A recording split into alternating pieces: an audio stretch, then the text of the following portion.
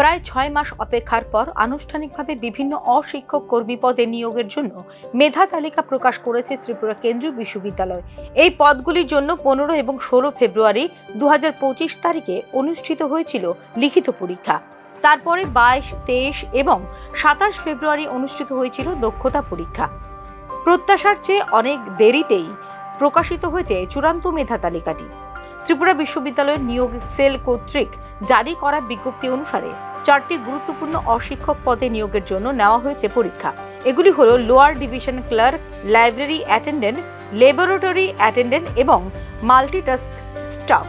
লিখিত এবং দক্ষতা পরীক্ষায় মেধার ভিত্তিতে চাকুরি প্রত্যাশিতদের নির্বাচন করা হয়েছে সাধারণ, তপশিলি জাতি, তপশিলি উপজাতি এবং ইডব্লিউএস সংরক্ষণ বিভাগ অনুযায়ী।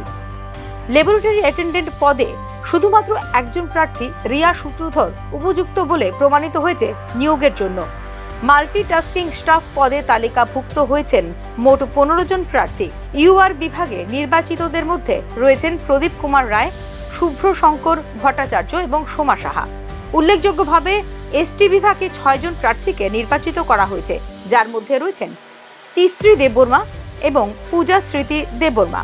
এই ঘোষণার মধ্যে দিয়ে অবসান হলো নিয়োগ প্রক্রিয়ায় অংশগ্রহণকারী শত শত প্রার্থীদের অপেক্ষা। চূড়ান্ত তালিকায় স্থান পাওয়াদের জারি করা হয়েছে নিয়োগপত্র। ত্রিপুরা বিশ্ববিদ্যালয় কর্তৃপক্ষের অনুমোদন ক্রমে জারি করা হয়েছে এই বিজ্ঞপ্তি, যদিও কিছু ফলাফল এখনো স্থগিত রয়েছে এবং কয়েকটি বিভাগে উপযুক্ত প্রার্থী খুঁজে না পাওয়ার কারণে আগামী দিনে প্রয়োজন হতে পারে নতুন নিয়োগের। Bureau report, news now.